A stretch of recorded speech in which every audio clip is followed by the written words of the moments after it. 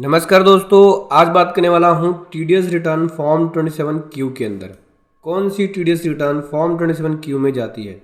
Basically यहाँ पे जो टीडीएस रिटर्न जाती है जब आप एक एनआरआई नॉन रेजिडेंट इंडियन को पेमेंट करते हो, मतलब बाहर किसी पर्सन को पेमेंट करते हो जो इंडिया का रेजिडेंट नहीं है, तो उस केस में आपको फॉर्म 27Q की टीडीएस रिटर्न फाइल करनी होती है।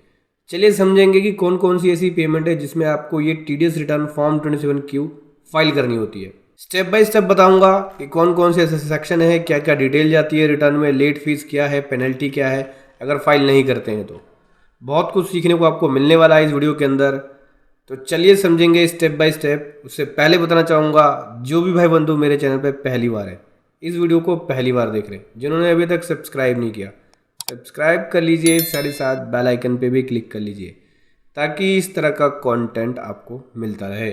सो दोस्तों देखो, अगर आप किसी एनआरआई को, नॉन रेजिडेंट इंडियन को पेमेंट करते हो, कौन सी पेमेंट, सैलरी के अलावा कोई भी पेमेंट करते हो, सैलरी के अलावा किसी और चीज़ की पेमेंट करते हो, तो उस केस में यहाँ पे टीडीएस की रिटर्न फाइल होती है जब वहाँ पे रेजिडेंट इंडिविजुअल की इनकम जनरेट होती है। फॉर्म 27Q के अंदर टीडीएस रिटर्न फाइल करनी होती है। कौन कौन से ऐसे पेमेंट्स हैं जिसमें ये रिटर्न फाइल होती है। सबसे पहले आता है सेक्शन 194E। अगर आप पेमेंट कर रहे हैं एक स्पोर्ट एसोसिएशन को या एक स्पोर्ट मैन को जो कि एनआरआई है, उस केस में आपको टीडीएस रिटर्न फाइल करनी होगी, ये वाली, जहाँ पे टीडीएस का रेट 20% होगा। 20% आपको टीडीएस डिडक्ट करके और उसके बाद बैलेंस अमाउंट की पेमेंट करेंगे। देन जो भी टीडीएस डिडक्ट किया है वो गवर्नमेंट को जमा कराएंगे और रिटर्न फाइल करेंगे। अगला सेक्शन है 194LB। अगर आप पेमेंट करते हो इंटरेस्ट की, इंफ्रास्ट्रक्चर डेब्ट फंड का, तो उस केस में 5% का टीडीएस रेट है, वो काट के आपको जमा कराना पड़ेगा, देन रिटर्न फाइल करेंगे। 194LC के अंदर पेमेंट कर रहे हो, जैसे अगर आप इंटरेस्ट की पेमेंट कर रहे हैं, ठीक है, कोई एक इंडियन कंपनी पेमेंट कर रही है या कोई ट्रस्ट जो कि मनी उसने बोरो किया है फॉरेन करेंसी में, लोन या लॉन्ग टर्म बॉन्ड के अगेंस्ट में, तो उस केस में 5% का टीडीएस काट के जमा कराएंगे, रिटर्न फाइल करेंगे। 195 का केस है, तो उस केस में अगर यहाँ पे पेमेंट की जा रही है नॉन रेजिडेंट सिटीजन को, इन्वेस्टमेंट किया हुआ है, ठीक है, आपने कोई इन्वेस्टमेंट करी है और नॉन रेजिडेंट सिटीजन को पेमेंट करी है, तो 20% का टीडीएस काटेंगे। पेमेंट कर रहे हो आप एक नॉन रेजिडेंट इंडियन को, एसेट में इन्वेस्टमेंट किया है, कोई लॉन्ग टर्म कैपिटल एसेट है उसमें इन्वेस्टमेंट किया है, तो उस केस में भी 10% का टीडीएस काटा जाएगा और जमा कराया जाएगा। मतलब बाहर किसी भी आपने कहीं पे ज़मीन खरीद ली, कोई लैंड एंड बिल्डिंग में इन्वेस्टमेंट करी है, उसको आपने पेमेंट करी है, तो उस केस में 10% टीडीएस काटने के बाद गवर्नमेंट को जमा कराओगे और रिटर्न फाइल करोगे। अगर पेमेंट कर रहे हो नॉन रेजिडेंट को, ठीक है, अनलिस्टेड शेयर्स का या सिक्योरिटीज़ का जो नॉन पब्लिक कंपनी का है, उस केस में भी 10% का टीडीएस काट के जमा कराएंगे। पेमेंट कर रहे हो आप जो income long term capital gain से बनी है नॉन रेजिडेंट को, तो 10% का टीडीएस काट के जमा कराओगे। पेमेंट कर रहे हो आप अगर इनकम बनी है शॉर्ट टर्म कैपिटल गेन से, तो 15% का टीडीएस जमा कराओगे। कोई भी अदर पेमेंट कर रहे हो नॉन रेजिडेंट को जो कि लॉन्ग टर्म कैपिटल गेन से इनकम बनी है, लॉन्ग टर्म कैपिटल गेन का इनकम का पार्ट है, तो उस केस में 20% का टीडीएस।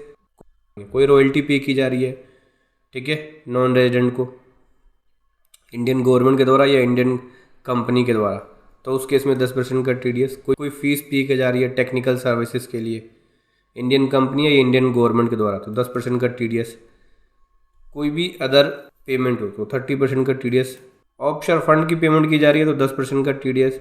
कोई शेयर या फॉरेन करेंसी बॉन्ड्स की पेमेंट की जा रही है तो 10% का टीडीएस। कोई पेमेंट की जा रही है फॉरेन इन्वेस्टर को जो सिक्योरिटीज़ है उसके बदले में, तो 20% का टीडीएस काटना होगा।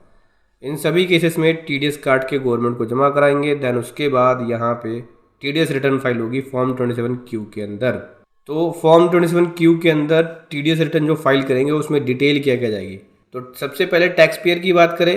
टैक्स पेयर मतलब जो यहाँ पे टीडीएस रिटर्न फाइल करेगा, जो टीडीएस काट रहा है एनआरआई का, उसकी डिटेल क्या क्या जाएगी। उसका नेम, एड्रेस, पैन नंबर जाएगा, टैन नंबर जाएगा, कॉन्टैक्ट डिटेल, कौन से फाइनेंशियल ईयर की टीडीएस रिटर्न फाइल कर रहा है, कौन से क्वार्टर की फाइल कर रहा है उसकी डिटेल, असेसमेंट ईयर क्या है उसकी डिटेल, ओरिजिनल जो उसने टीडीएस रिटर्न फाइल करी है प्रीवियसली उसकी डिटेल जाएगी। पेई की डिटेल, पेई की डिटेल का मतलब जिसका टीडीएस कट रहा है, उसकी डिटेल क्या जाएगी, उसका नेम, उसका branch and division, complete address, contact number, pan number, telephone number, email ID, ये सब डिटेल जाएगी। फिर चलान की डिटेल देनी होती है, चलान का serial number, TDS amount, surcharge, BRS code, education shares, अगर कोई इंटरेस्ट लगाया है वो, टोटल डिपॉजिट कितना है, डेट ऑफ चलान क्या है, ये सब चीज़ें। दोस्तों टीडीएस रिटर्न फाइल करने की ड्यू डेट्स क्या है। फर्स्ट क्वार्टर की रिटर्न जो अप्रैल टू जून जाती है 31 जुलाई होती है, सेकंड की 31 अक्टूबर, थर्ड की 31 जनवरी, लेकिन जो लास्ट रिटर्न होती है वो 31 मई होती है। लगभग 2 महीने का टाइम मिल जाता है, अप्रैल और मई। इसके बाद बात करें अगर टाइमली फाइल नहीं करे तो क्या होगा, या टीडीएस टाइमली डिपॉजिट ना करे तो क्या होगा। टाइमली डिपॉजिट नहीं करोगे इंटरेस्ट लग जाएगा। टीडीएस काट लिया है तो उस केस में 1.5% का इंटरेस्ट, टीडीएस नहीं काटा है तो 1% का इंटरेस्ट।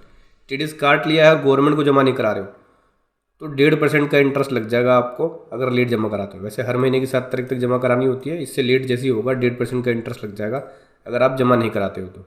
नहीं काटा है तो 1% का इंटरेस्ट लगना शुरू हो जाएगा जब भी आपने पेमेंट करी है उस डेट से, या डेट ऑफ बुकिंग जो है आपकी, विच एवर इज़ अर्लियर। दोस्तों बात करते हैं लेट फीस और पेनल्टी के बारे में।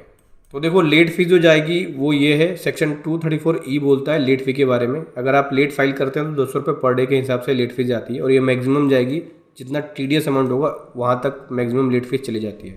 मान लो 10,000 आपकी टीडीएस अमाउंट बना तो 10,000 तक लेट फीस चली जाएगी, ठीक है। सारे साथ एक और ऐड होता है, वो पेनल्टी ऐड होती है 271H के अंदर, और ये मिनिमम लगता है 10,000 रुपये और मैक्सिमम 1,00,000 रुपये, ठीक है, अगर आप लेट फाइल करते हो तो, या नॉन फाइलिंग है तो उसकी वजह से। पेनल्टी जो है 271H का कब नहीं लगेगा, अगर आपने टीडीएस काटा हुआ है और गवर्नमेंट को जमा करा रखा है तो नहीं लगेगा। इंटरेस्ट और फी जो है लेट फाइलिंग फ़ी ऑलरेडी डिपॉजिट है तो नहीं लगेगी ये वाली पेनल्टी 10,000 और 1,00,000 वाली।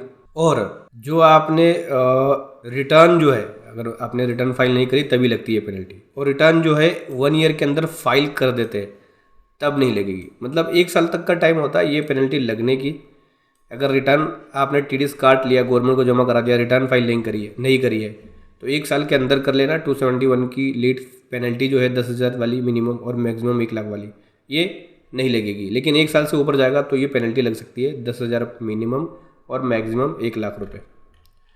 तो समझ गए दोस्तों, ये है फॉर्म 27Q टीडीएस रिटर्न अगर आप पेमेंट करते हो एक नॉन रेजिडेंट इंडियन को। वीडियो कैसी लगी ज़रूर बताएं। Thank you so much. जय हिंद, वंदे मातरम।